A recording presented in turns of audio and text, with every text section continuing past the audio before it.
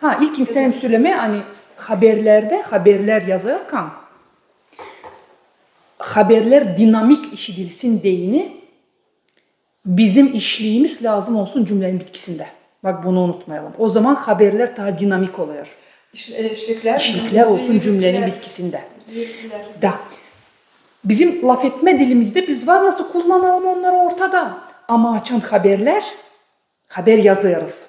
Hem de ya da haberleri anlatıyoruz, söylüyoruz. Televizorda, diktor gibi ya da bir şey dinamika olsun deyini, ses tonu güzel olsun deyini, bizim işlikler lazım olsun cümlenin bitkisinde. Bunu unutmayalım. Bu pek doğru, hem de şimdi artık şkolalarda da çekettiler. Şkolalarda değil de sizi de kurslarda da öğrettiler, öyle mi? Ama ta ileri öyle değildi. Şimdi biz bunu özellikle haberlerde bunu lazım çalışma o bitkiye düşün. Çünkü dinamika olsun, güzel. Cümle de o zaman güzel olur.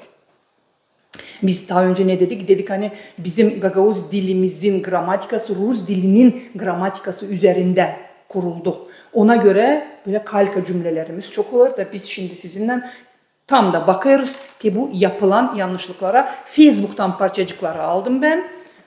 Kimin o parçacıklar, rastgele parçacıkları alırım. Hiçbir zaman kötü yazıldı deyini hiç kimseye biz hepsimiz öğreniyoruz. Ben de öğreniyorum, siz de öğrenirsiniz, onlar da öğreniyorlar. Çok şükür hani yazarlar. Yanlış da yazsalar gene de buna da şükür, ama ben bir şey söyleyeyim. Hani bitki de bu zamanlarda yazan kim oluyor? Yazan Gagavuz dili üreticileri yazıyor. Ya lisey üreticileri ya da uşak başçasında işleyen Gagavuz dili üreticileri. Çünkü onların yazısı artık pak oluyor. Ben buna seviniyorum. Ne için seviniyorum? Çünkü benim de burada birazcık plusum var. Çünkü ben onlara magistraturada urok verdim de cümlelerimiz çekiliyor. Doğrulma, kalkadan birazcık doğrulma çekiliyor. Şimdi burada ne dedik biz? Cümbüş, niye soytağı hızlı büyüme? Burada gene ne var? Özel bir ad var değil mi? Burada özel. Öz ad. Собственная, değil mi? Собственная ile geçsin naritsательnin önüne Gagavuz dilinde. Türk dillerinde de hep öyle. Ne olacak burada? Tebli olacak doğru. Ne soytağı hızlı büyüme? Folklor janrasında cümbüş senkası. Tebli olacak doğru. Yapıldı, koyuldu, hazırladık. Burada da bu insancık kimse ya da kimse yazmış, yanlış formayı vermiş. Tenası da burada. Bakın bu insancığa buğro vermeye lazım. Ne demiş? Yortumuz ana dilimiz. Doğru nasıl olacak? Ana dilimiz su. Ana dilimiz yortusunu kutladık. Yaklaşıyor ya da neyse. Bu laf birleşmeyi doğru lazım yazsın insancık. Gene de buna da şükür, ama doğru varyantları siz eğer Gagavuz dilinde, ben inanıyorum siz Gagavuz dilinde ilerleteceksiniz kendi işinize. Ne zaman benim yardımım lazımsa ben her zaman yardım etmeye hazırım. Bunu da şimdiden söyleyeyim. Sağ olun. Sonra bakalım ne var burada? Bakın burada. Biz açan çekettik bu projekt için Vitaliy Gaydarcı'na laf etme. Ben derdim alacağım Garatı'dan parçacıklar, orada çok yanlışlıklar var. Vitaliy dedi öyle yapmayalım. Onların göstermeyelim çünkü sonra demesinler alalım bizim laf madada yapılan yanlışlıkları. Bizde de laf madada çok Gagavuzça yok. Allah büyük sağ olsun Gagavuzça programlar yapardı. Şimdi bilmiyorum, sanırım azaldı o programalar, belki de çıktı. Ona göre bu parçacıkları o videonun altında yazılan şeylerden aldım. Yazıcıkları aldım. Videonun programın altında. Bakalım ne diyor. Laf edelim büyük Allah'la programmanın. Doğru değil mi? Bakın programmanın burada iki yanlışlık var. Bizde Gagavuz dilinde iki mı hiçbir zaman olmaz. Rus dilinden alınma lafı. Klas diyelim. Rusça'da ikisi ama bizde klas birsi olacak. Programa bir mi olacak bizde? Bu bir yanlışlık. İkinci yanlışlığı bulmaya çalışalım. Bak bir doğru, hani o koymuş, laf edelim büyük Allah'la öne koymuş. Bu doğru değil mi? Doğru. Ama programanın doğru mu sizce? Programası mı? Bravo, bravo. Programası getir, afiksi de getirin yerine. Programası, çok güzel, bravo. Niçin? Niçin programmasının koyduk buraya? Bakalım. Dağdır, nını alalım. Nını koyduk kenara. Laf edelim büyük Allah'la programması. Ne kadar güzel bir laf birleşmesi. Tamam bir laf birleşmesi, doğru mu? Doğru. Plus'nın geldi. Neyin? Programasının. Anladık mı? Ona göre laf bakın. Şimdi diyelim hani Allah diyelim. N'ını aldık buradan ayırdık. Ayıralım bununla buradan. Ayırdık. Ne kaldı? Laf edelim büyük Allah ayılan programa. Var mı öyle bir şey? Doğru. Laf edelim büyük Allah'la programası. Şu. İki laf var. Programa hem laf edelim büyük Allah'la. Bu programa laf edelim büyük Allah'la parçacığına bağlı. Ona göre sı var orada. Bu bir ikinci tip izafet. Laf edelim büyük Allah'la programasının bölümünde ötesi daha buradaki de gene programa iki mıyla yapılmış bölümünde programanın burada artık programanın burada sı yok. Çünkü programa lafçağızı var. Neyin programanın? Sadece bir mı burada. Mı'yı sileceğiz. Programanın götürücüsü Allah büyük. Türkiye'den gazeteci Türkçe oluyor değil mi? Bizde nasıl olacak? Jurnalist lafı var bizde değil mi? Jurnalist. Türkiye'den jurnalistlen sema yerdelenen gazetacılık ya da jurnalistika için laf ettik. Böyle doğru mu? Doğru. Ona göre doğru formaları lazım kullanalım. Güzel. İslahat. Burada da gene bu modelkalar var. Gene yanlış. Masının olacak. Burada da gagauz. Bak burada gene. Hadi bakalım bulalım burada ne lazım olsun. Nasıl lazım olacak doğru. Karanfilin gagauz avtonomiyasının Bravo. Çünkü gagauz avtonomiya diye bir şey yok bizde. Bizde yok öyle bir laf birleşmesi gagauz avtonomiya. Ne var bizde? Gagauz avtonomiyası. Gagauz avtonomiyası değil mi? Ona göre bu gagauz avtonomiyasının afiksi biz hiçbir zaman o sıyı oradan kaçırmıyoruz. Çünkü gagauz avtonomiyası var. Gagauz olmasaydı Avtonomiya. süper. Avtonomiyanın neyi dedik orada? Avtonomiyanın günü diyelim. Hem dilin durumu. Avtonomiyanın hem dilin durumu. Bakın. Avtonomiyanın hem dilin durumu. Çok güzel değil mi? Doğru. Ama gagauz avtonomiyasının hem dilinin durumu lazım olsun burada. Anladınız mı? Çünkü bu dil lafçağızı gagauza bağlı. Ona göre gagauz dilinin durumu. Dilinin durumu. Anladık mı? Bu kadar incelikler var bu gagauz dilinde. O afiksleri lazım mutlaka görmeye. Bağlama lafları birbirine. Gagauz olmasaydı avtonomiyanın hem dilin durumu süper bir cümle. Laf birleşmesi değil mi? Süper. Ama gagauz varsa artık biz onu bağlıyoruz. Gagauz avtonomiyasının hem dilinin neyin? Gagauz dilinin durumu. Nasıl? Gagauz lafçasını da oraya eklesek daha güzel olur. Gagauz avtonomiyasının hem gagauz dilinin durumu. Daha güzel olmaz mı? Daha güzel olur. O zaman anlayacağız ne için dilinin. Çünkü gagauza bağlıyız. O gagauz lafçasını da lazımdı burada kullanma. Güzel. Sonra bakalım tane gördük burada. Andrei Petrovlan. Familyalar söyleyeceğim şimdi. Bak ben demin de söyledim. Ne dedim? Aşağıda lazım olsun da gene de söyleyeyim. Biz açan Rusça'da ne deriz? Rusça'da Rus antroponimikasına, Rus dilinin antroponimikasına göre, Rus antroponimikası modeline göre. Antroponimika ne demek? Adları, familyaları öğrenen bir alan değil mi? Antroponimika. İnsanların adlarını, familyalarını öğrenen bir sfera, bir alan. Alan lafını kullanalım, sfera. Ne biliriz biz? Ivan Ivanoviç değil mi?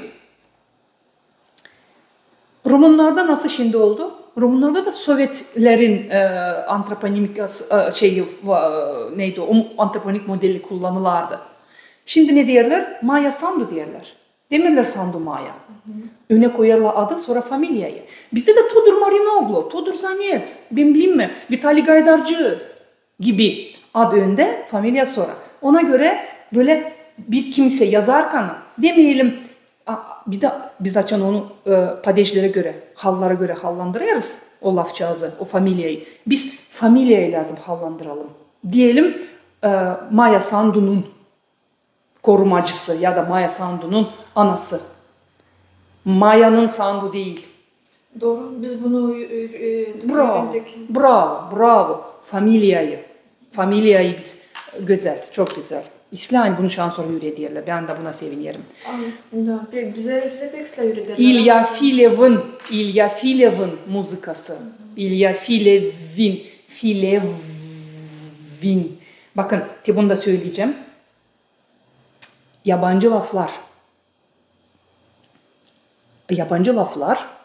onlar da afiks alıyorlar, öyle mi? Diyelim, Komrat Devlet, nasıl diyelim, Studenti Komratskого Государственного университета.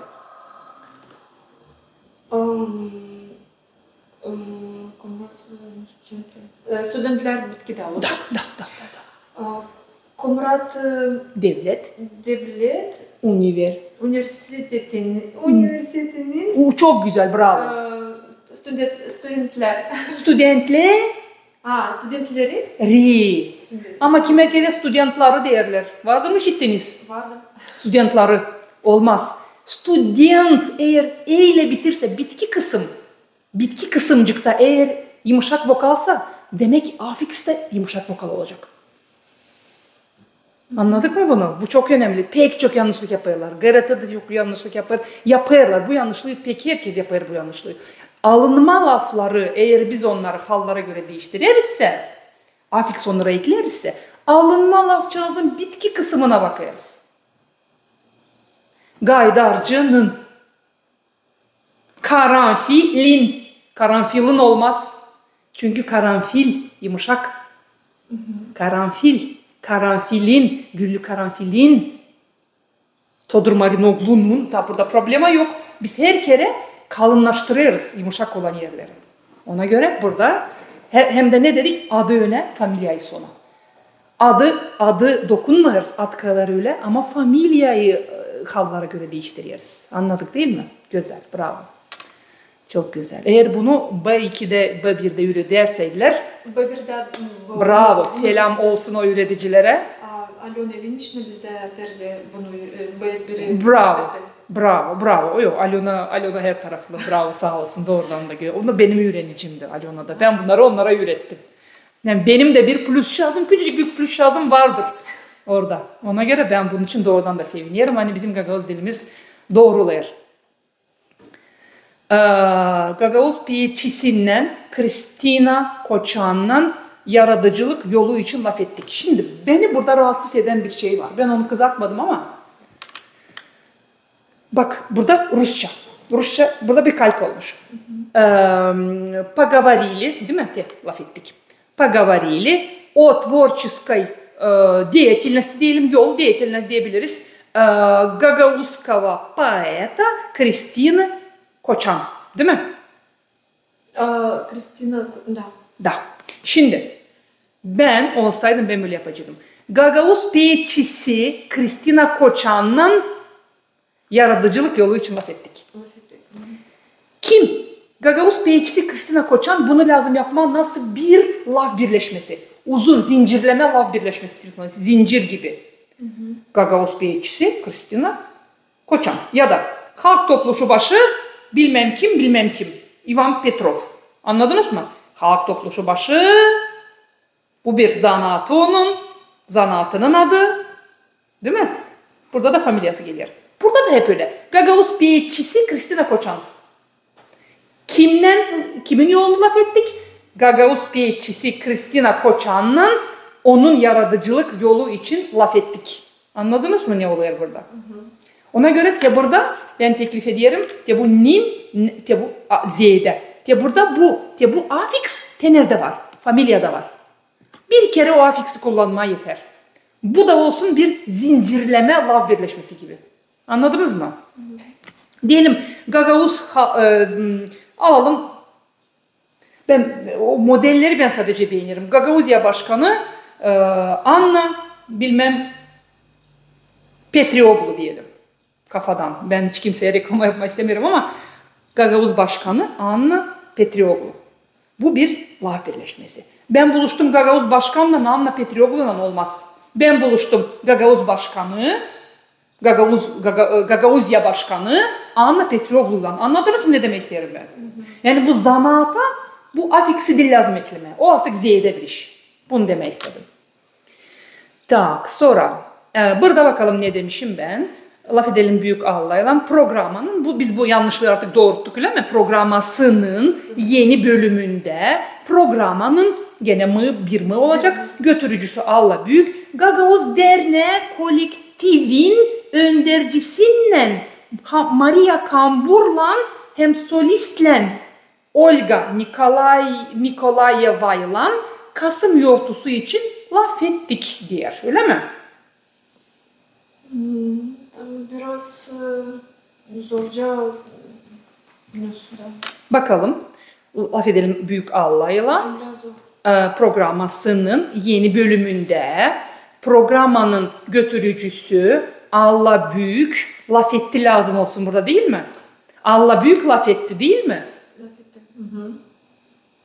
Allah büyük ne yaptı? Laf etti diye burada tabir yanlışlık görüyoruz. Burada kimden film niçin? Bakalım. Gagavuz Derneği kolektivin öndercisinden. Burada nasıl yapacağız? Burada bir iyisik var değil mi? Gagavuz Derneği kolektivi. Bakın ne kadar güzel bir laf birleşmesi. Çok güzel. Gagavuz Derneği kolektivi. Burada doğru Allah güzel yazmış. Öne koymuş özel adı değil mi? Öz adı öne koymuş. Narисательный lafı koymuş sona. Gagavuz Derneği kolektivi. Si burada yok. Kolektivinin öndercisi. Öndercisi. Nin gelecek buraya. Da. Kolektivinin in gelecek buraya. Kolektivinin. Bakın. Çünkü Gagavuz Derneği kolektivinin öndercisi. Bak burada bu nen gene Z'de. Gördünüz mü? Bu nen burada gene Z'de. Bunu da burada Z'de. Öndercisi Maria Kamburlan. Burada bu lan var. Değil mi? Burada bu lan, nan var. Değil mi? Bu afiks burada var. Burada o dil lazım olsun. Anladım. Olmayacak bu Maria biz bırakacaktık o öndercisinden. Öndercisinden. Bitti. Öndercisinden laf ettik. Çok güzel. Var saat ya da... Ada bırakalım. O afiksi bırakalım ada. Öndeki afiksi silelim. O dil lazım orada. O olsun o. O Rusçadan kalka oluyor. Поговорили с руководителем Antoniной Ivanovlu. Değil mi? Anladık mı? İşte biz yanlış yaparız. Çünkü biz Rusçadan... Ne yazık hani öyle. Ne yazık hani öyle. Ama bunun dediğim gibi hiç kimsenin burada günahı yok. Biz öğreniyoruz, çalışırız, üretmeye çalışırız. Kendimiz de öğreniyoruz, siz de öğreniyoruz. Yani bu böyle bir yok ne yapma burada. Bunu yavaş yavaş lazım doğurtma. Fasıl gelecek ilkinle. İlkin diyecekler burada bir afiks yiyisik. Çünkü Rusça kafada o model var oturmuş. Şimdi onu zor ama yavaş yavaş uşakları doğru öğrede doğru formaları da öğreneceğiz. Ve burada da hep öyle. Hem solistlen, bu len burada dil lazım. Hem solist Olga Nikolayeva'yla solist Olga Nikolayevna değil mi? Solist Olga Nikolayeva değil mi? Bu bir laf birleşmesi. Kasım yortusu için laf etti. Allah laf etti değil mi? Ona gerek kıbırda Z'de oldu değil mi? İslam. De burada da gene Çemrek Film Stüdyo'nun öndercisinden. Ne yapacağız burada? Ne var burada? Nasıl burada iyisik? Allah büyük. Çemrek Film Stüdyo'nun öndercisinden. Vera Sibova'yla. Burada iki yanlışlık var. Şimdi program Allah büyük Çemrek Film. Burada da ne anladı lazım?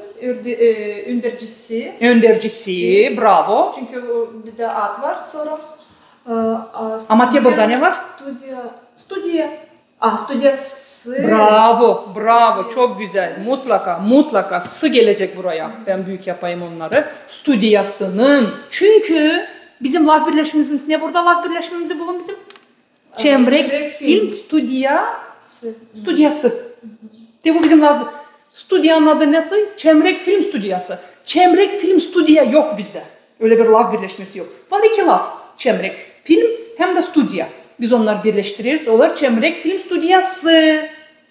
Ona göre afiks gelir o sının üstüne. Stüdyasının. Anladık mı? Bravo. Öndercisi. Evet doğru. Çemrek Stüdyanın öndercisi Vera Sibova. Son bitti. Kiminden? Çemrek Film Stüdyosu'nun önericisi Vera Sibovay'la Gagavuz dili çizgi filmleri için La Fethi lazım. Ama denememiş bunu Allah. Bu artık ben de ilkini denemedim. Şimdi okurken toparladım cümleyi gördüm. Hani aha burada kıyı lazım alalım. Ben sanırım hani Allah bakacak, seyredecek. Yok, Allah'ı ben çok seviyorum, Allah. Çalışkan bir insan. Bakalım. Bugünkü gün Çiçek ayın 14'ünde Tanasoglu adına Kirsova Gimnazyası'nda, gördünüz mü? Başladı. Yortulu patriotizma lineykamız.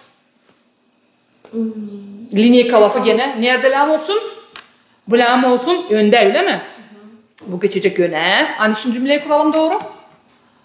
Tanasoglu'nun adına Kirsova Gimnazyası'nda. Başladı, İvanız koyalım bitkiye. Yortulu. Şimdi yortulu patriotizma. Sevgili vatanımıza, Gagavuzya'mıza leksyamız. Lineykamız. Bakın. Lineykamız. Bakın nasıl, ben böyle yapacaktım. Bugünkü gün Çiçek ayının nerede nın? Ne için ayı? Mişka var orada değil mi? Ayıcık. Çiçek ayı May ya da İyun? April. April mi? Da. Çiçek ayın olmaz. Çünkü çiçek ayının. Doğru mu? Çünkü modelimiz ne bizim? Laf birleşmemiz çiçek ayı. Değil mi? Çiçek ayı. Ona göre nın gelir üstüne. Neyin? Çiçek ayının. Anladık mı? Ama ben burada ne yapacaktım? Ben yapacaktım. April'in 14'ünde. Niçin kimse kullanır lafları April'in, kimse de çiçek. Bak şimdi anlatayım. Tayları şkolada taftada yazılardı. Çiçek ayı, bilmem ne ayı. Yani Türk Gagavuzca yazılardı adlar. Şimdi artık onu çevirdiler, yaptılar doğru ofisyal tenası öyle. Ama bu çiçek ayı, hederlez ayı bunlar kullanılır. Bilirsiniz mi nerede? Bunlar kullanılır Gagavuz dili uroklarında değil de Gagavuz kulturası, tradisiyalar o uroklarda kullanılır bunlar, bu adlar. Unutmasınlar diyeni. Uşak lazım bilsin onu da. Ama ofisyal olarak biz yok nasıl ofisyal kağıtta yazalım çiçek ayın 27'si. April'in 27'si bana kalsa daha doğru olacak. Ben o birinde bilelim ama doğru orijinal şeyi de kullanalım, ofisyal adları da kullanalım diyelim. Çünkü ben okurum kağıdı Pollyanna. Doğru söyleyin cümleyi. Ben okuyarım. Ben okuyorum Pollyanna kağıdı. Kağıdını. Aha. Orada yazıyor. Çiçek ayının mı diğer ayın mı acaba? Dil April'in. Anladım. Ayının mı ayın mı? Eve gidince bir kontrol edin. Çünkü onu çok akıllı bir kız çevirmiş. Kontrol yapacağım. Ayın ya da ayın mı ayının mı? Çok enteresan. Çünkü onu çok akıllı bir kız çevirdi doğrudan da. Ben orada minimum yanlışlık görüyorum. Ben orada az yanlışlık görüyorum. Gene orada cümleler güzel. Pek güzel. Pek zor ama pek güzel. Güzel. Bravo. Çok güzel. O laf birleşmeleri, tangılar size fasıl gelir. Onları yazın kendinize. O model kadar lazım otursun sizde kafanızda. Bizde A2 getirdi İlya, İlya blogger. Da, Karaseni. O bana Polyana'yı başladı bu kağıdı. Da söylediğim pek zor kağıt. Pek güzel ama biraz abarot etti. Çok güzel. Yok, ben pek beğendim. Ben 2-3 sayfacık okudum, dedim bravo çeviriciye. Güzel. Ona da biraz fasıl geliyor. Zor. Literatura dilimiz böyle lazım olsun. Biz yok nasıl orada yazalım. Biz de yapalım öyle hani olsun su gibi o dil. Güzel olsun. Ben de beğeniyorum o kağıdı da. Kağıdın kendisi de güzel, içi de dili de güzel. Ben dile bakarım. İlkin dile bakarım. Ne dedik? Çiçek ayının lazım olsun burada. Çünkü çiçek ayı bu bir izafiyet. Nın gelir bunun üstüne.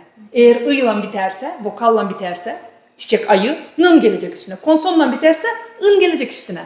Değil mi? Boba, nın. Ama kardeşin. Konsonla bitince sadece ın gelecek. Kimin? Kardeşin.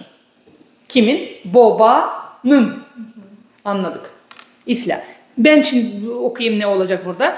bugünkü gün çiçek ayının 14'ünde Mikhail Tarasoglu adına, bu nun burada Z'de, bunu sileriz buradan, bu nunu şöyle yapalım, ben duble yapacağım ben onu.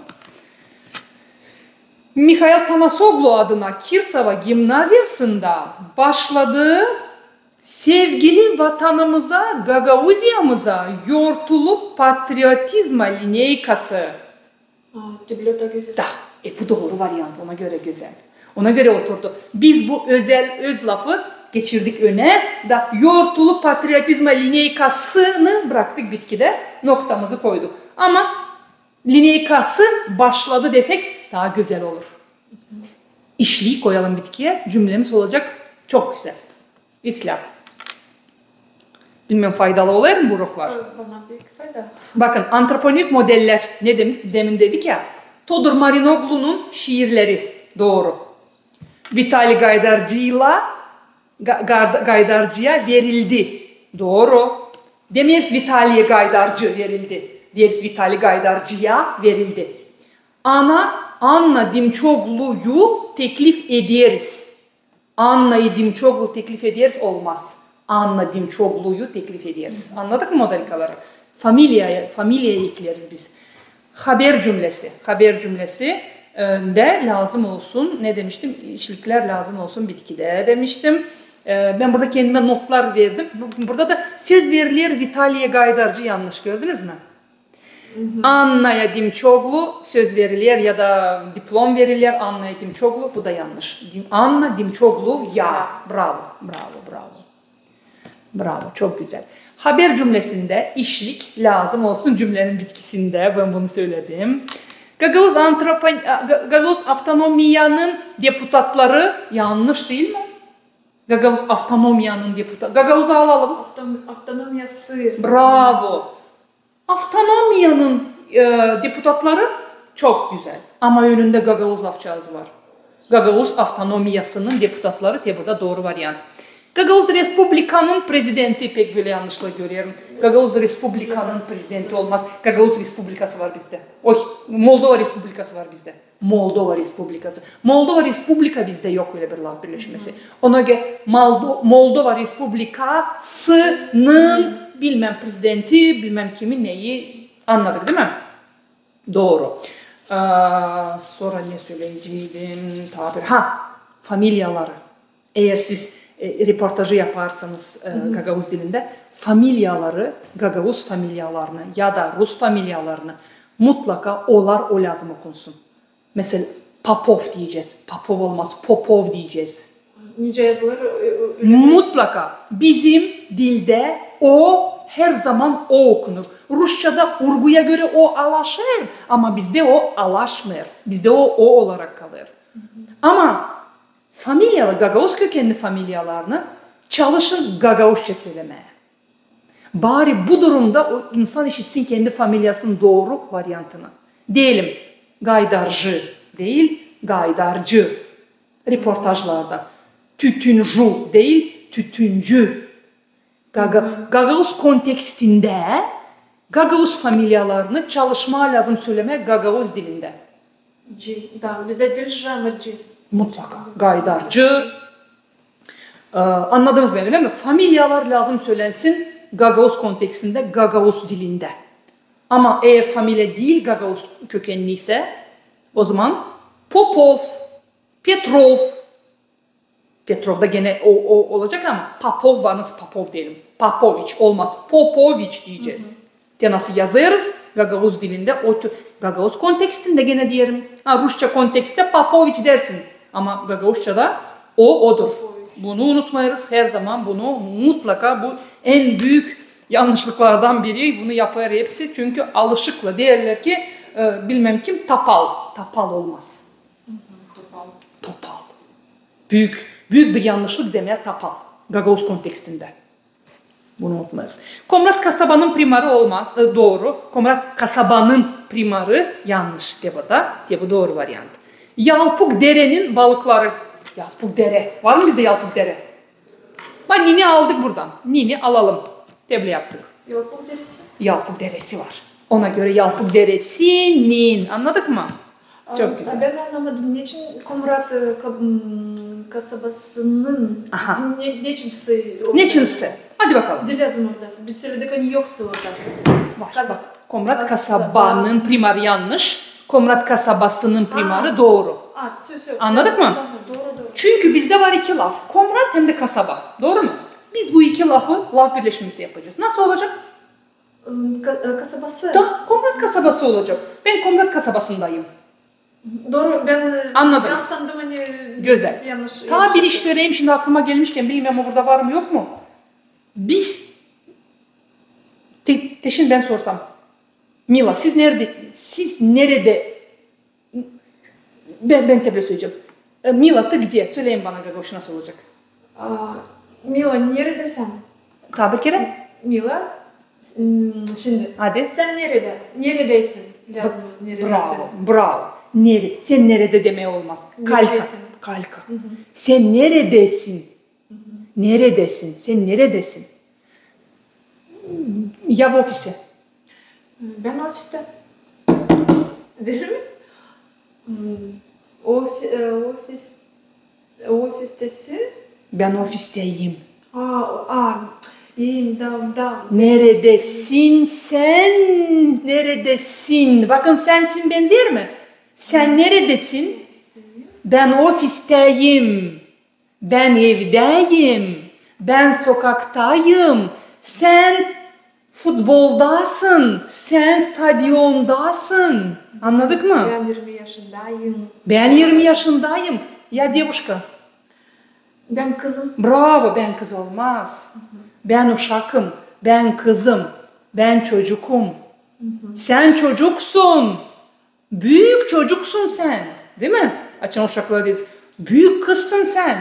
Sen büyük kız demeye olmaz. Bak bununla mutlaka bu afiksleri mutlaka kullanıyoruz. Her kere. Neredesin? Evdeyim. Neredesin? Sokaktayım. Mahalledeyim. Neredesiniz? Evdeyiz. Biz evdeyiz. Anladık mı? Bunu unutmuyoruz. Ben kızım. Ben öğreniciyim. Ben studentim. Studentum değil. Studentim. İyi mi gelecek çünkü studentin bitki lafça, bitki vokalcı ince.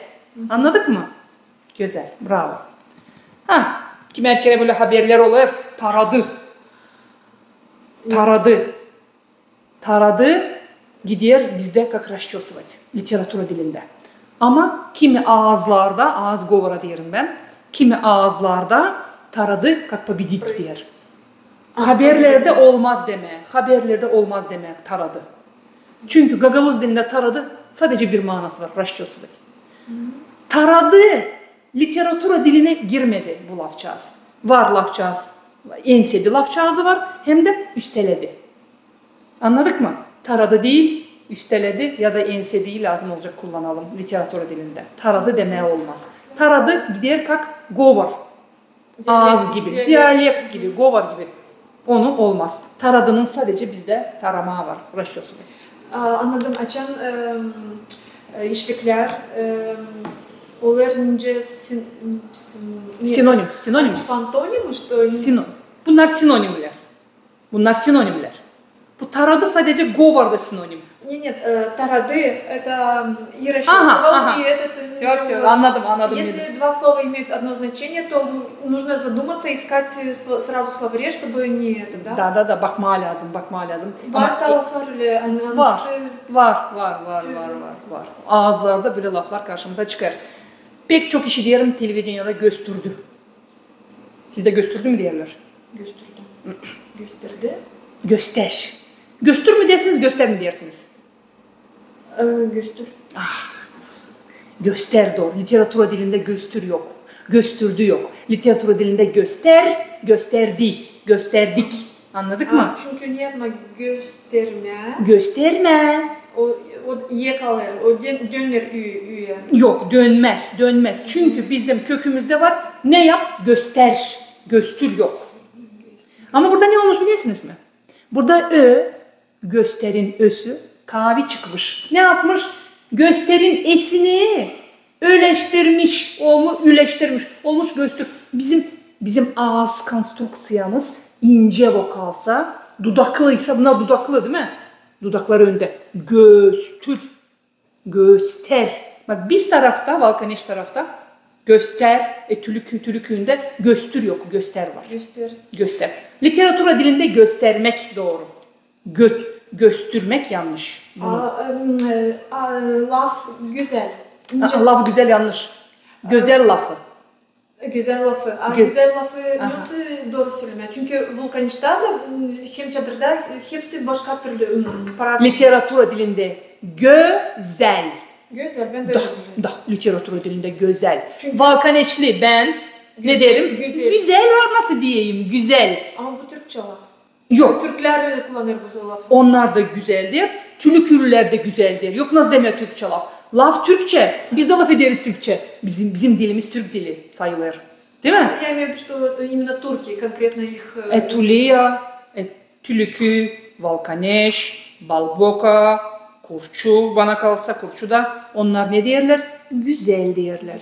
Güzel. Benim malim de derdi güzel, anam da der. Ben de kime Valkaneş'e gittiğinden ben de güzel derim. Ama literatüra dilinde çalışırım demeye doğru. Benim kendi ana diyalektim olsa da ben var nasıl kaçırayım ki merkeze güzel diyeyim. Ama literatüra dilinde laf etmeyi isterseydik güzel doğru varyant.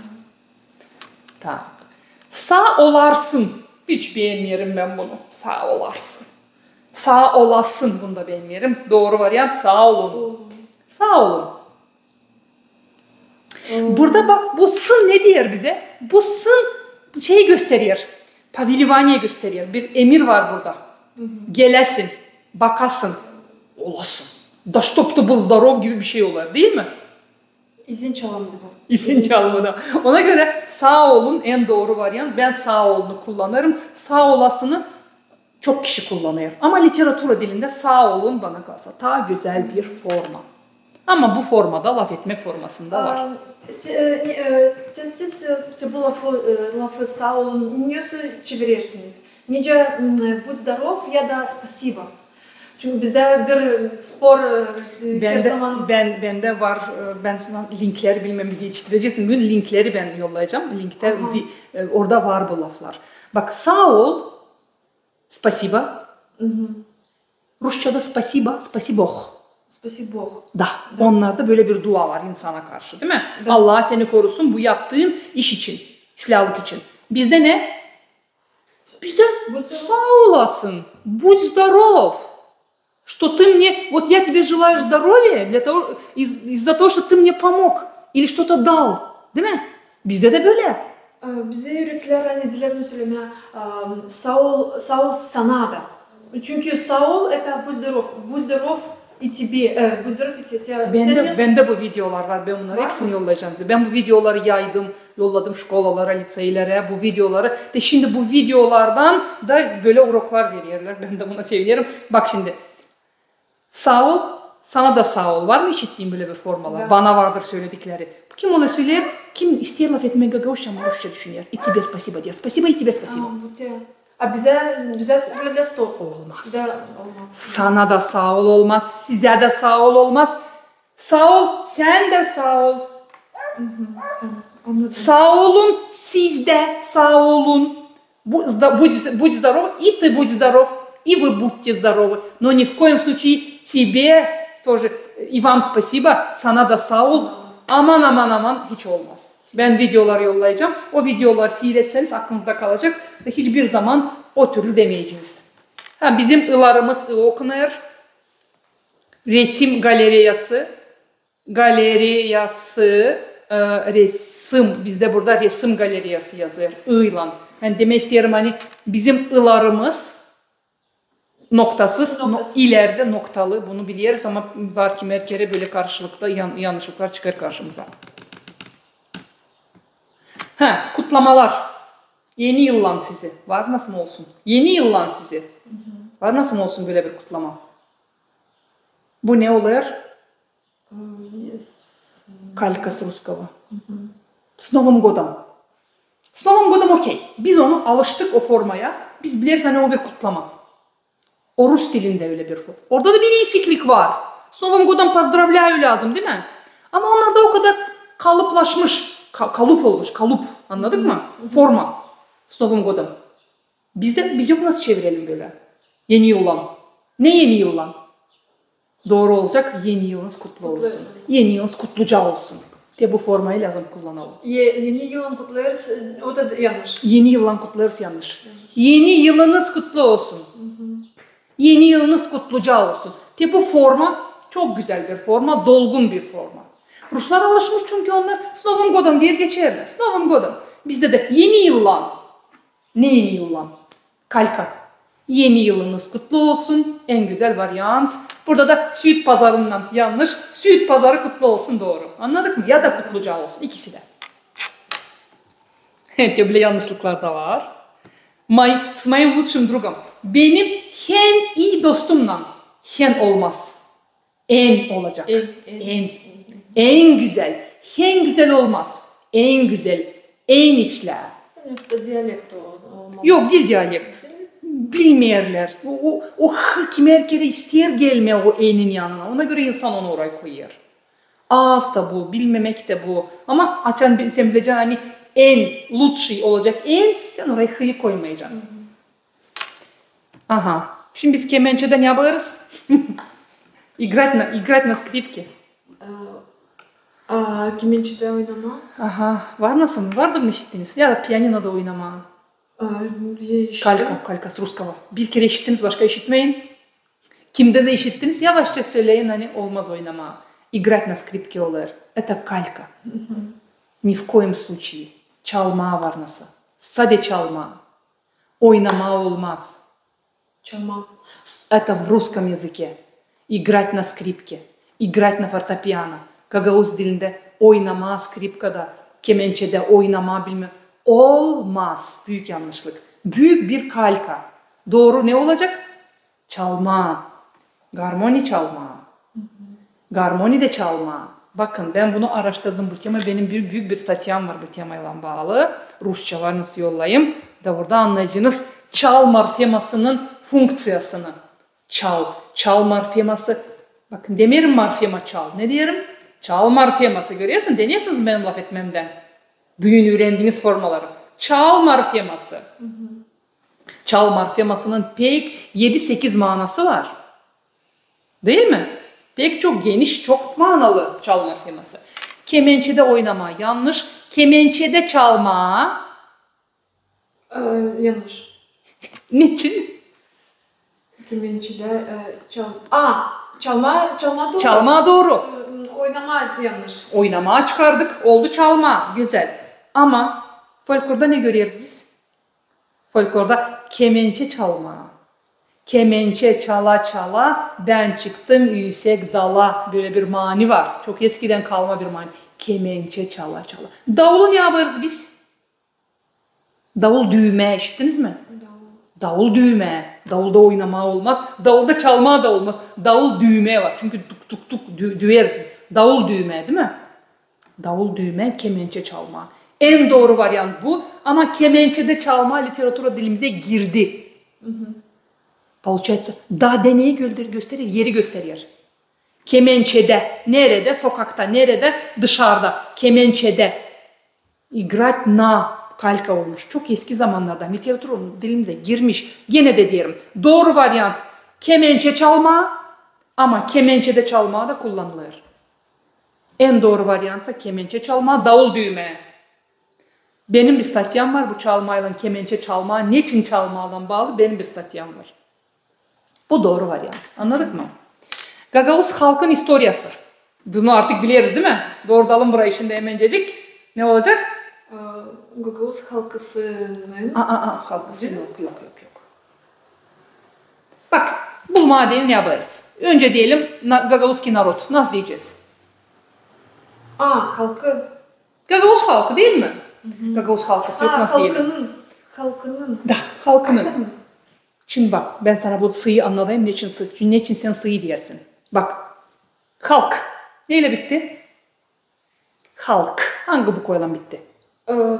Konsonla bitti. Konsonla, kıyla bitti. O zaman halkı. Ama ana, hangi lafla bitti? Hangi vokalla bitti. O zaman ne olur? Katya'nın neyi? Anası. Eğer bizim lafımız vokalla biterse sı gelecek. Katya'nın anası, Katya'nın babası, Gagavuz halkı. Burada sı gelmez. Çünkü kıyılan bitti. Sadece ı gelecek buraya. Anladık mı burayı? Anladık. Gagavuz halkının istoryası. Gagavuz halkın istoryası yanlış. Gagavuz olmasa halkın istoryası çok güzel. Doğru. Bir halkın istoryası. Ama Gagavuz halkının istoryası. Oldu mu? Kimin? Güzel. Kimin, neyin? Nın, nun, nün gelecek. Güzel. Burada da ben çevirmek için materyal vermişim. Bunu yapmayacağız. Ama ben birkaç sılkada göstereceğim de isterseniz var nasıl bitirelim ya da soruşlarınızla laf edelim. Hiç yok problem. Benim vakıdım çok. Şimdi ben burada sılkalara bakacağım. Denerde. Bunu kapayalım. Bunu açalım. Laf örnek demişim. Laf link demişim. Laf link. Tak. Bunu ben nasıl yapacaktım? Nasıl yapacaktım ben bunu? Bilemeydi. Yo. Şimdi. Onu var nasıl bir kolay açma ama biz onu var nasıl tevrede açalım. Buradan. Kapamışım bunu. Teneri var nasıl koyalım bunu.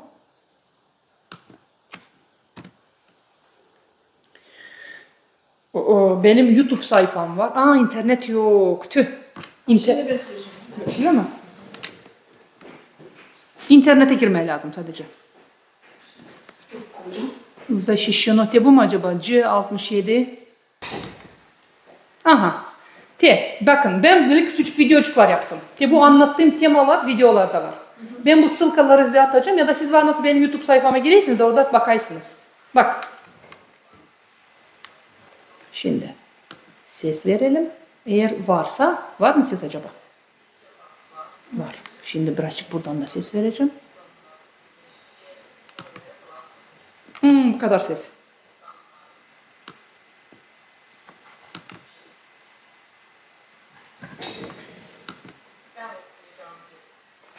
Anlattığım görüyorsunuz mu burada? Bak gene köyün insanları çok güzel ama çok maydan köyünün insanları. Anlattığım bu değil mi? Komrat kasabanın toprakları olmaz.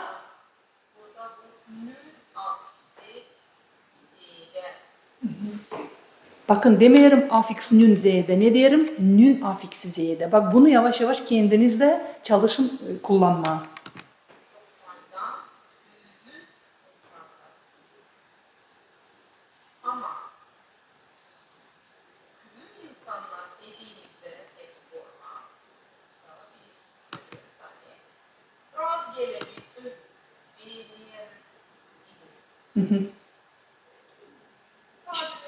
İşitilir mi?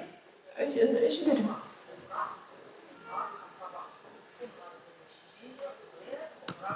Ben sana anlatayım. Komrat hem kasaba iki laf var. Biz onları birleştiriye sonra komrat kasabası oluyor öyle mi? Laf birleşmesi yaparız. İki laftan komrat hem kasaba biz onları birleştirip bir laf birleşmesi yaparız. Orada komrat kasabası. Ayla bitiyor. Vokal. Ona göre sı geldi değil mi? Komrat kasabasının toprakları. Nerenin toprakları bunlar? Burası nerenin? Kimin toprakları? Neresinin toprakları var nasıl diyelim? Komrat kasabasının toprakları. Ona göre Komrat kasabasının doğru varyant. Gördük mü? Burada. Ama orada propustili. Bu yanlış varyant. Yanlış. Bu yanlış. Yanlışı kırmızıyla aldım, sararttım. Komrat Devlet Üniversitesi'nin öğretmenleri gördünüz mü? Demin siz doğru söylediniz. Komrat Devlet Üniversitesi'nin. Çünkü model ne bizde? Laf birleşmesi. Komrat Devlet Üniversitesi. Nerede bizim laf birleşmemiz biter? İ'yle biter. İ'yle vokalla bitirse ne gelir? Nin afiksi gelir. Komrat Devlet Üniversitesi'nin öğretmenleri. Öğretmen de biz diyeriz üniversite öğreticilerine öğretmen diyeriz biz. Böyle bir kural alındı. Çadır Liseyi'nin öğrenicileri. Çadır Liseyin öğrenicileri demeye yanlış. Değil mi?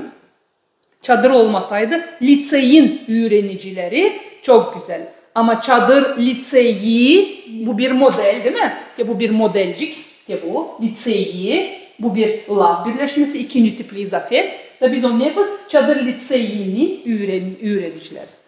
İsla. Sonra bakalım tabir var burada sılkalar. Yani ben bu sılkaları size yollayacağım. Bu ne? Bu hangisi? Zincirleme laf birleşmeleri. Bak bunlara ben zincirleme laf birleşmeleri diyelim. Sabirlik hal. İsla. Dur şimdi ben bu tarafta.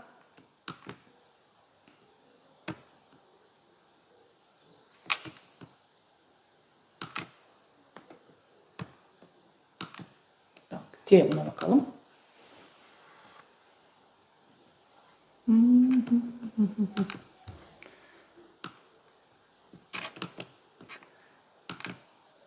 Biz laf modayla çok işler yaptık. Gagavuz dilinin terminolojisini oluşturmaya değine. Biz güzel işler yaptık. Terminleri düşündük. Terminleri nasıl buluyoruz? Diyelim bir şey çevirmeye isterseniz de yok bulamıyorsunuz termini. Nereden ilkin bakacağız biz termine? Nasıl düşünüyorsunuz? Hangi dille ilkin bakacağız biz? İlkin bakacağız sözler. De bakın. Rubrikasının yeni bir videosundan tanıştırmak isterim sizi. Videoda şükür eden bir surat görüyoruz. İşittiler mi? Aşağıda da sağ ol, sağ olun. Az önce ben bunu anlattım size. Kime kere biz yanlış cevap alırız. Size biri sağ ol derse, siz nasıl cevap vereceğiniz? Vardır mı işittiğiniz? Sağ ol. Sana da sağ ol vardır işittiğiniz. Sağ ol. Yok ne iş için vardır mı işittiğiniz? Да. Ben de reslerim yok ne iş için? Ne za что? İnsan sana der ki sen sağlıklı ol. Sen değilsen olmayayım. Doğru mu? Çünkü biz bunu sağ ol çevirirsince спасибо. Onun için de biz cevap ederiz. O spasiba manasında.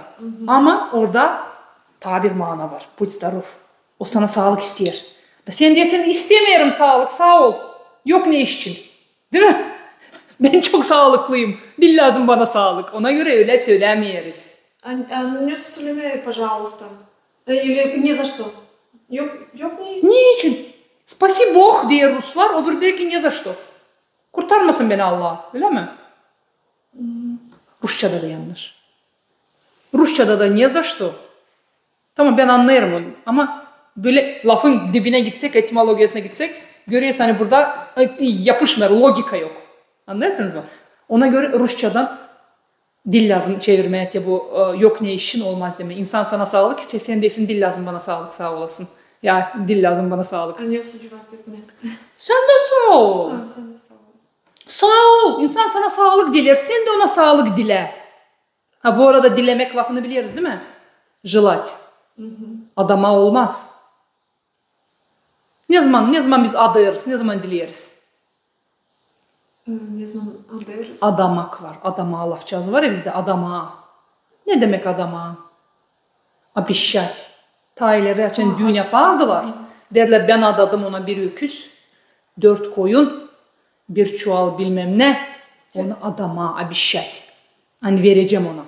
Da başladım. Adama lazım. Adama. Ama burada обещать. Ama желать olmaz adama. Желать dileme. Bu lafı biz bir de sözlükte bulmadık. Dileme mi? Da. Çünkü açan ben istedim yazma. Ben lambdalayım sözlük. Sözlük var. Ben size söyleyeyim hangi sözlükte var. Dilemeye lafçağızı. Dilemeye желать. Gagavuşça, Rusça, Rumunca sözlükte. Gagavuşça, Rusça, Rumunca sözlükte. Kırmızı sözlükte bile. Malina renginde. Biz deriz, ben isterim satın alma kağıtları Gagavuz dilinde. Sözlü isterim. Satın alma isterim kağıtları demeye olmaz. Satın isterim, kağıt satın alma isterim. Rusça yaptınız bu da knigi. Ona göre kağıtları dediniz. Koydunuz çokluk afiksin. Buraya dil lazım çokluk afiks koyma. İsterim alma kağıt. Ya. Da. Da yoksa yok. Satın alma yok. İnanıyorum. Ne yazık. Nerede bize bulma bu kağıt? İnanıyorum. Keşke olsa. Ne için olayır bilirsiniz mi? Çünkü proyektle yapılır kağıtlar. Proyektle yapılan kağıtlar satılmıyor. Ki buraya lazım olsun bir biznesmen yapmasın pahalı. Koysun onu sadece satışta olsun diyene. Ben pahalı da alacağım ama yok. Bak görüyorsunuz mu? Ne yazık hani böyle bir durumdayız. Ona göre kağıtlar ben her yerde derim. Kağıtlar lazım satılsın. Geçen ben yazardım kursalarda пожелание Dilemek. Lazımdı yazma. Biz bulamadık lafı желаю тебе. Var. Da söylediler hani уже выйти из положения. Kol olsun sende. Sağlık Allah versiniz. Allah sana versin. Bak güzel. Kol olsun. Babalar ne diyor? Babalar ne diyor? Allah sana versin sağlık, uzun ömür, tı. Allah'la bağlayır. Ne yapıyor? Dileyer öyle mi? Dillen söyleyer. Dillen Allah'a. Bak dilemeye lafçazın kökünde ne var? Dil var. Biz dilimizle isteyeriz Allah'tan. Dilenmeye lafçaz var bizde. Dileniyoruz biz. Biz dilimizle isteyeriz. Anlıyorsunuz mu?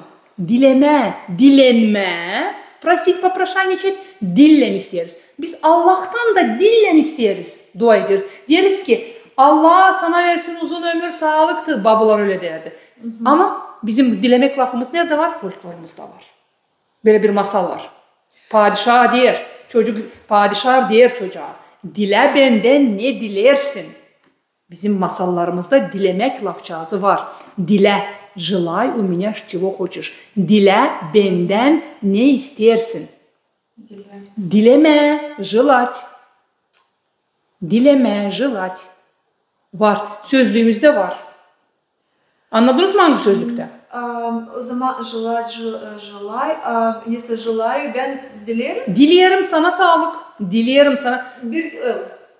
Da. Dilerim da. 2 çünkü dile. Değil mi? Dile. Sözün vokalla bitiyor. Ona göre 2 olacak. Şimdiki zamanda dilerim. 2 Dilerim sana sağlık. Burada da ben bunu anlatmıştım. Bak yanlış forma. Ne diyor? Bu yanlış cevap. Sana da sağ ol. Size de sağ olun. Olur mu? Şimdi de dilerim. Bundan sonra öyle cevap vermeyelim. Bakalım doğru cevap. Bu videoları ben yaydım da sonra birazcık doğrulmaya çekti bu. Hepsi anladan doğrudan da. Böyle varyant doğru. Sen de sağ ol. Siz de sağ olun. Sağ ol.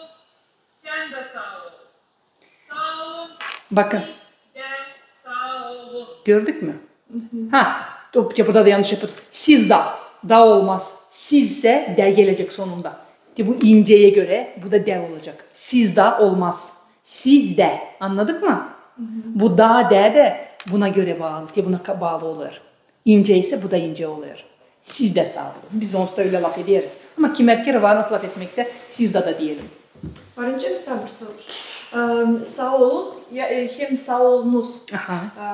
O sağ olunuz biz söyleriz seçen önemli insan. Уважительный. Da. Ama bence de söyleyeyim sağ olun. Var nice. Öyle de öyle. Da. Ama для более такой уважительный olunuz. Ben nasıl dedim demin? Dedim burada sanki bir emir var. Pavilenya var. Sağ olunuz. Gelesiniz. Gidesiniz. Siz de sağ olun. Var nasıl demeye? Hem büyüğe hem küçüğe hiç yok problema. Sen de sağ ol. Siz de sağ olun. Sağ olunuz da deseniz gene de var nasıl olsun. Ama ben o uzu orada kullanmıyorum. Sağ olun diyelim. Çok sağ olun diyelim. Bakın. Çok sağ ol. Çok sağ olun diye ortak o bildiriyor sizin şükürlü olduğunuzu bildiriyor. Başka sorular varsa aklına getir ne varsa. Burada bu kadar. Sonra bu linkleri ben atacağım. Da siz onlara evde bakacaksınız. Buna da bakalım. Siz alatlarsanız mı? Alatlarım. Yok problem o zaman. Siz kafanızda soruş varsa sorun. O kadar çok sorulacak şeyler var ki ben de şimdi aklıma ne gelir çalışırım söylemeye. Ama var nasıl çok şeyler de umudayım. Ben not ettim kendime söylemek istediklerimi. Bakalım. Aha, burada bukvalar için. Siz yazdığınız kağıt varınca satın alma ya da internette. Ben var nasıl yollayayım kendi PDF'larımı. Ne var bende? Elbette var nice. Elbette var nice. Çünkü ben toplarım kendime. Kağıt toplayasın, söyle mi? Ben var nasıl size, benim de yanımda yok. Ama siz açın konuda geleceğiniz bana haber verin. Ben size vereceğim kendi kağıtlarımdan. Varınca? Elbette. Orada Rusça kağıtlar da var, Gagavuzça da var. Sana Ermenize mutlaka faydalı olacak. Hiç o problem. Bu Ö için değil mi? Ya yu öğretiyorlar uşaklar şkolalarda yağını. Ona göre uşak yağmuru var nasıl böyle yazsın. Çünkü ona demişler hani bu ya bukvası. Değil mi? Ona göre yağmur var nasıl desin uşak? Olmaz. Yağmur yayla yazılır. Bununla yazılır. Yok. Kim bilmeyer yazma da çalışır yazma. Kim şkolada öğrenmemiş. Onlar yoku teble yazıyorlar. Teble yazıyor. Ben denedim. Vardır gördüğüm. Ona göre burada bu değil yo, bu ök. O zaman biz kıyı da lazım yumuşaldıralım. Çünkü yumuşaldır kıyı. Gagavuz yerince doğru yazma. Çünkü biz gittik. Anladım. Сколько у вас плюс-минус по времени вы будете сейчас? Da bitki şeylere bakarız. Я отойду, просто оставишься здесь, и включишь свет и выйти. Я пойду закрою. Могу это куда-то спрятать? Не спрятать, просто оставься здесь и выключи свет, я потом приду закрою. Все, хорошо. Видео... Перешлю. Да, спасибо. Пока. Пока. Jurnalist burada artık işler. Bravo. Aha. Bak şimdi. Benim studentlerim vardı da derdiler ki ben şimdi öğrendim hani benim adım böyle yazılır. Benim bir studentim vardı Yulia. Onu hep öğretmişler yazma Üle. Aha. Üle yazardı. O yanlış. Yot yazılmaz mı? Yot. Yu. Rusça'da yu. Bizim Rusça'nın yusu. Bu yu. Nerede? Bu yu. Bu yu bizde böyle. Ona göre Yulia lazım yazılsın. Yulia. Yuri olmaz olsun. Üri olmaz. Ü değil. Bak böyle yanlışlıklar yaparız biz. Gerçekten biz üreri deriz hani bu bukvanın adı yu. Da elbette ki üretici. Bakın bunu üreticiler yapıyor bu yanlışlıkları. Dert burada hani değil uşak ama üreticiler uşakların adlarını yazarlar böyle. Olmaz. Bu dil yu. O üri var nasıl mı olsun? Olmaz. Yuri. Yot uyla yazacak yuri. Bucak lafını pek çok ne der? Bucak der öyle mi? Mutlaka lazım olsun bucak. Orada dı yok. Ruslarda c bukvası olmadı. Bakın c sesi diyelim değil mi? Demerim ses c. Deniyorsunuz değil mi? C sesi olmadığı için onlar ne yapıyorlar? D'yi kullanmış Ruslar. Bucak. Şimdi bakıyorsun uşak şiir okuyor, bucak diyor. Türkü çalıyor, benim bucağım olmaz. Benim bucağım olacak doğru varyant. Bunu unutmayız. Bir de şeylere bakalım. Şimdi tabii kısaltmalar. Yeri. Aha, yer. Yotla mı? Anladım. Çünkü yotsuz olacak eri. Bravo. Anladım. Bu probleması bizde var. Yot probleması bizde var. Pakrovskaya zamanında Gagavuz yerinin adı, Gagavuz yeri verildi. Şükür Allah'a. Hani o buradaymış da o Pakrovskaya bir Türkolog. Ben de Türkologum. Ben de Türkolog olduğum için ben onun o yotunla kayılım. O yot lazım olsun. Gagavuz yeri. Nereden biliyorsun hani o yelam olsun orada? Biz bakarız başka Türk dillerine. Başka Türk dillerinde Kazaklar der jer. Biz deriz yer, onlar der jer. Onlar demir er, onlar der jer. Bizim y'imiz onların j'si. Kırgız'ın c'si. Kırgız der cer. Demek bu fonema morfemanın içinde var. Biz onu yok nasıl atalım? O var morfemanın içinde. Biz yok nasıl onu düşürelim? Pakrovskaya, Türkolog olarak bunları bildiği için o yeri koydu. Da bizim gimnamızın üstünde yanlışlık var. Yeri iyisi yok. I'ın iyisi yok. Denediniz mi? Hiç gimne yaklaştırdınız mı? Gimne açın yaklaştıracaksınız. Bakın. Yeri yazar orada. Yot var. Ama i'nın üstünde noktacık yok. Yeri. İ lazım olsun. Noktada. Noktacık lazım olsun. O belli yani yanlış ama tabii yod bizi Da. bilmiyorsun. Yod bence doğru ama bugünkü literatura, bugünkü orfografiya kurallarına göre bizim lafın önünde yod yok. Yok. Yer lafı yazılır er. Da. Ama biz yok nasıl söyleyelim ona er. Biz var nasıl diyelim erkek. De şimdi biz iki laf alalım. Yer, yeni hem de erken. Yer. Hem de ekmek. De şimdi söyleyin içinizde bu lafları. Da tutun o yeyi. Ekmeğin esi hem de yerin yesi.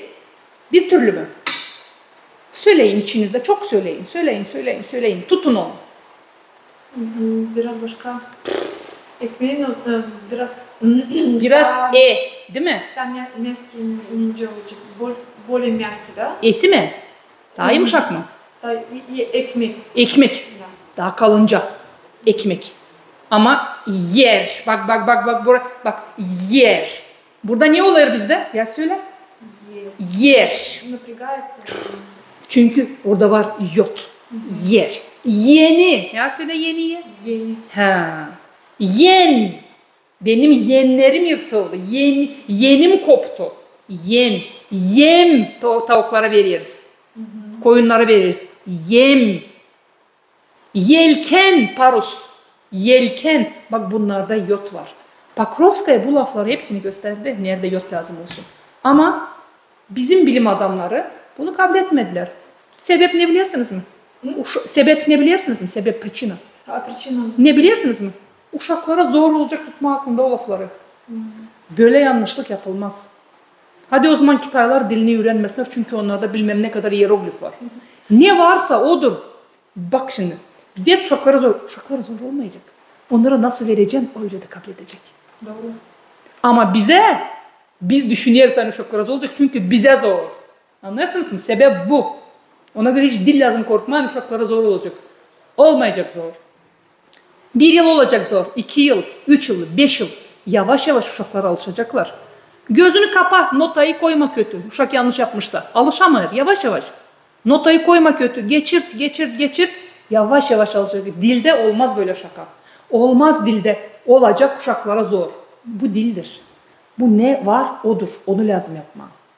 Ha bir de dur afiksi için laf edelim mi? Hadi. Bak böyle bir laf var. Bu dur afiksini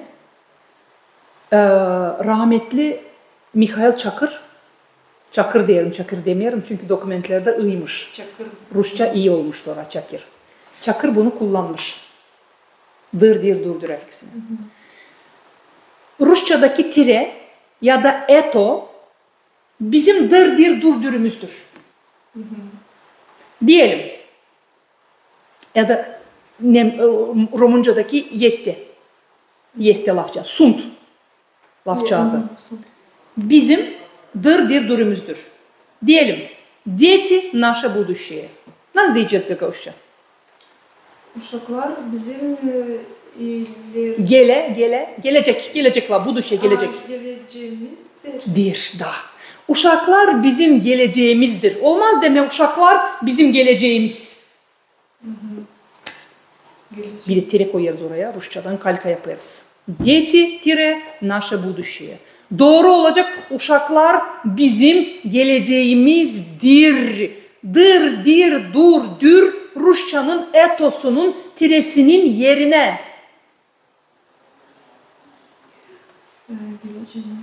Dir.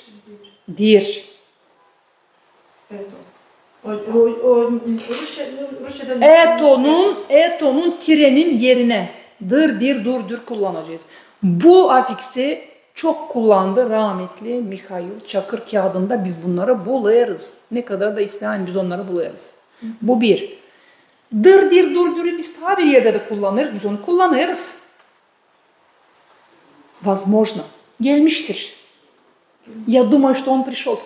Gelmiştir. Я уверен, что он пришел. Gelmiştir. Gelecektir. Он придет. Он непременно придет. Biz onu bugün kullanırız. Hiç denediniz mi? Biz onu öyle kullanırız, biz onu hiç denemeyiz. Hani o dır afiksi. Biz onu avtomatla kullanıyoruz. Avtomatik olarak kullanıyoruz biz onu. Başka aklınıza ne geliyor? Sorun. Çok soruş ama Çok soruş. şimdi biraz Keşke unuttum. deseydim soruşları hazırlayın gelin. Ama dediğim gibi ne zaman soruşunuz varsa her zaman sorun. Hiç korkmayın, sorun. Ne kadar çok sorsak o kadar çok aklımızda kalır. Bana hep yazarlar, soruyorlar. Bu nasıl olacak? Burada nasıl doğru yapma? Soruyorlar. Ben büyük gördüm tıp tıp yazarım. Bu dedi bunu da söyleyeyim.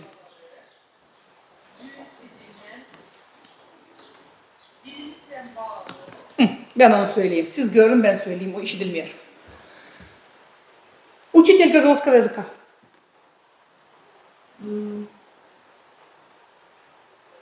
Gagavuz dilin üreticisi.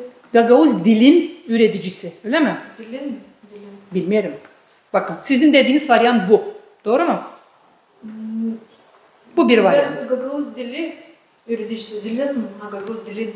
Bilmiyorum. Siz söyleyin sizden. Şimdi sizde. Laf sizde. Düşünün. Dilinde o yanlış. Yanlış. Ne için? Ne için yanlış? Niçin dilinde yanlış? Dilinde. Ha. Başka soru. Sanki daha nerede? Sanki bu Gagavuz dili sanki bir bina. Zdanya'da biz onun içinde üretici değil mi? Bu yanlış. Dilinde yanlış. Ama varyant kullanıyorlar bunları. Учитель в гагаузском языке. Nasıl iş bu?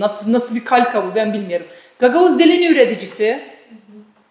Biz ne demiştik? Gagavuz dilinin demiştik. Ben doğru lazım olsun. Gagavuz dilinin historiası diyelim. Historia Gagauzskого языка değil mi? Gagavuz dilinin historiası. Ama Gagavuz dilinin üreticisi var mı? Var nasıl olsun? Katya'nın üreticisi. Değil mi? Sveta'nın üreticisi. Anna Petrovna kimse. Anladık mı? Bir insanın var nasıl olsun üretici. Çünkü biz insanı üretiyoruz. Ama biz Gagavuz dilini var nasıl mı üretelim? Yok. Anladım. Logika var mı? Ne oldu şimdi sizce doğru? Hadi bakalım. Sizin ağzınızdan doğru varyant çıktı. Gagavuz ama ben koymadım Gagavuz dili. Bravo. Doğru. İlerledin. Söyleyin. Gagavuz dili üreticisi. Bravo. Gagavuz dili üreticisi. Niçin Gagavuz dili üreticisi? Niçin bir afiks eklemediniz ona? Çünkü o da biraz neyin olmalı, как-то она neyin dilin, звучит как-то... Bravo, doğru. Не... Doğru. Dilin olmaz. Gagavuz dili üreticisi. Gagavuz dili ne oluyor burada bizde? В данном случае Gagavuz dili bu ne?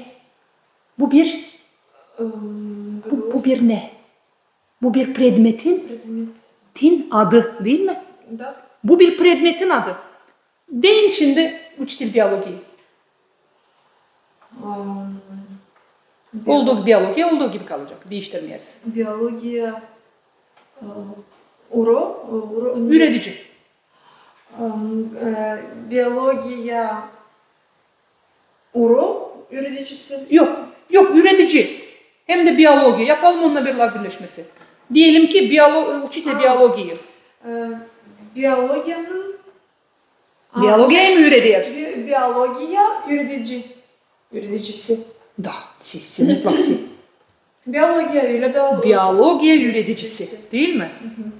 Matematika üreticisi. Matematikada üretici yok nasıl olma? Matematika, kimya üreticisi, fizika üreticisi, Gagavuz dili üreticisi, Gagavuz dili hem literatürası üreticisi, Alman dili, Nemse dili üreticisi, İngiliz dili üreticisi. Anladık mı? Unutmayız bu modelkayı.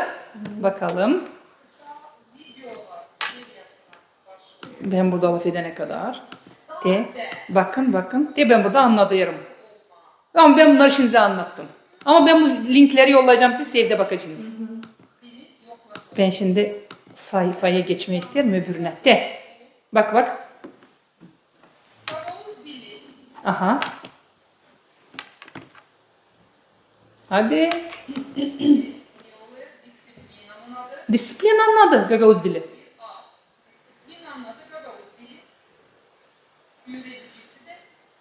Çok şükür doğrulmaya başladı. İnanın ki Gagavuz dilinde üretici, Gagavuz dilin üreticisi o kadar bozuk formalar.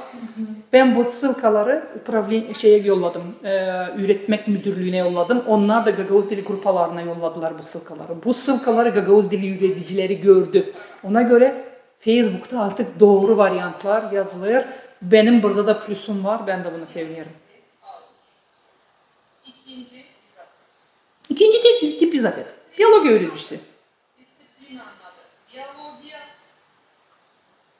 öğreticisi. Anladık mı? Anladı. Gagavuz dili. Gagavuz dili öğreticisi. Sanırım anladınız. Eğer sorularınız varsa, başka teklifleriniz varsa ben beklerim altta bir yer. 62 kişi görmüş. Yok 62 kişi abone. Ama bakalım kaç kişi görmüş. 143 kişi görmüş sanırım üreticiler. Çok şükür 2 yıl geri. Ama bunlar küçücük videocuklar anladılar ki nasıl yazmaya doğru varyantları, nasıl doğru söylemeye. Faydalı oldu mu? Pek faydalı, pek faydalı. Ben bu işleri bilmezdim. Normal. Normal, bilmememiz normal çünkü Gagavuz dili üreticileri de diyor bunu. Ben bu işleri bilmezdim. Doğru dersiniz diyorlar. Logikaya doğru, siz doğru dersiniz diyorlar. İlkin şaşırıyorlar. Biri diyor, bu ne laf ediyor. Türk olup gözünden lazım bakma dilimize. Bizim dilimiz Türk dilleri ailesinden. Biz alıştık doğru formalara. Diyorlar ki logikayca pek doğru. Ama biz bu eski formalara alıştık. Ama siz benim formamı da sesleyin. Kabul edin o formayı. Anlayın onu. Üyütün onu. Geçirin onu listeden. Nasıl diyorlar? Üyüdün onu. Üyüdün onu. Da bakalım ne olacak. Yavaş yavaş alışacaksınız. Doğru varyantı üretin şu anıza. Demeyin bu bukva A. Deyin bu A bukvası. Bu E bukvası. Bu Ö bukvası. Demeyin bu bukva Ö uşaklar. Kalka. Eta bukva Ö. Olmaz. Doğru varyantlar. Ne dedik? Dade afiksi diyelim ben değil mi? Demeyelim afiks dade. Dade afiksi. Öne koyarım öz lafları. Naritsательныйları, sıradan lafları sonraya koyarım. Bu formalara lazım alışalım. Lazım sınışma onlara. Da lazım alışalım lazım bu formalara.